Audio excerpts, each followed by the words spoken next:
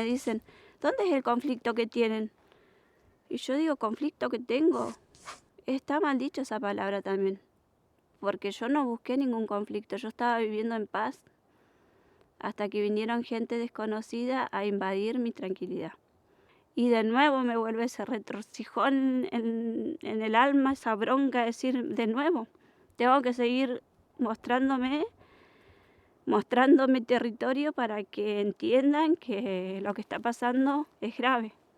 Ya la palabra no tiene valor y es algo que para nosotros los mapuches la palabra es un documento, es algo sagrado. Vos quedan un día que te va a hacer tal cosa y ese día tenés que estar. Y ahora no, ahora hay que firmar papeles, hay que llegar a acuerdos, hay que un montón de cosas. O sea, yo no tengo conflicto, el conflicto lo trae el de afuera.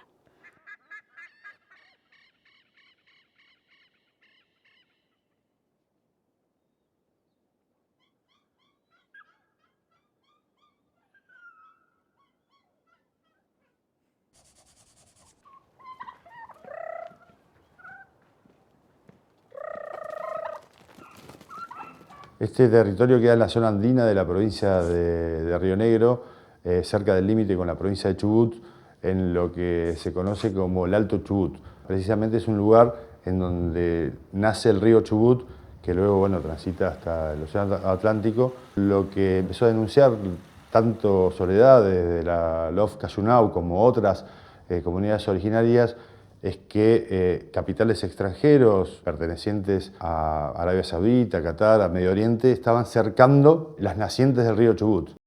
Justo en el pico montañoso que se ve acá, el primero, ahí teníamos nuestro puesto donde hicimos resistencia para frenar un alambre. Son gente de mucho poder que suben con helicóptero, que van queriendo agarrar la cima de las montañas, que son todas franjas montañosas, que tienen fuentes de agua dulce. Durante el mes de febrero del año 2022 se les inicia una causa a Soledad y a sus compañeros por usurpación. Como lo hacen todos los años, en época de verano hacen la veranada y llevan a sus animales a pastar. Básicamente la LOF Cayunau y Soledad, la actividad principal que tiene es criar animales.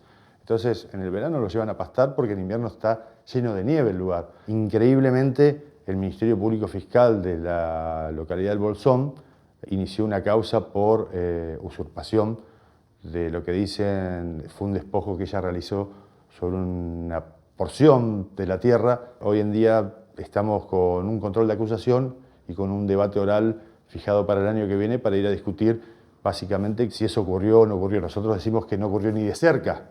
Nosotros lo que decimos es que esta causa es la canalización más extrema de la criminalización y la estigmatización de los pueblos originarios en la provincia de Río Negro y en Argentina en general.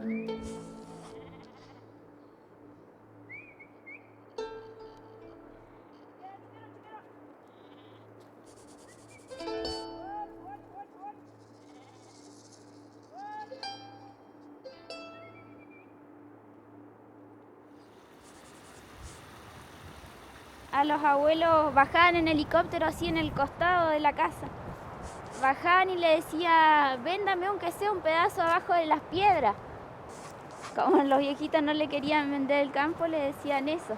Pero claro, son vivos porque ellos agarran un poquito de campo y van abarcando más y más y más.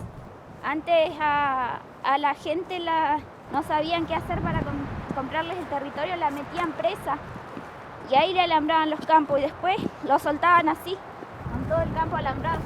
Por eso nosotros decimos, cuando el mapuche reivindica, sana. El mapuche sana junto con el espacio, con la tierra, porque empieza a hacer ese trabajo espiritual que nos une con la tierra. Con nuestro kimun, que significa conocimiento, empezamos a poner las plantas que son encargadas de purificar el agua, que son nativas. El lugar que estamos resistiendo allá arriba, ese lugar está intacto y no hay una contaminación. Y desde ahí estamos sacando las semillas, las plantas medicinales para traer a este espacio que reivindicamos. Y está saliendo el agua, están habiendo vertientes de nuevo, está habiendo muchas variaciones de plantas, de todo lo que es medicina de nuestro pueblo, que es medicina para el mapuche y para el no mapuche también. Barabuchi es una persona que tiene el título de dominio del territorio objeto de este litigio, y es una persona sospechada por la Comisión Investigadora de Tierras de la Legislatura Provincial de la provincia de Río Negro de ser un testaferro de capitales extranjeros en la zona. Lo que es totalmente grave porque son zonas de seguridad de frontera que no pueden ser adquiridas por personas extranjeras, o por lo menos tiene que haber una autorización de la Comisión de Zona de Seguridad de Frontera, lo que no ha ocurrido de ninguna manera en este caso.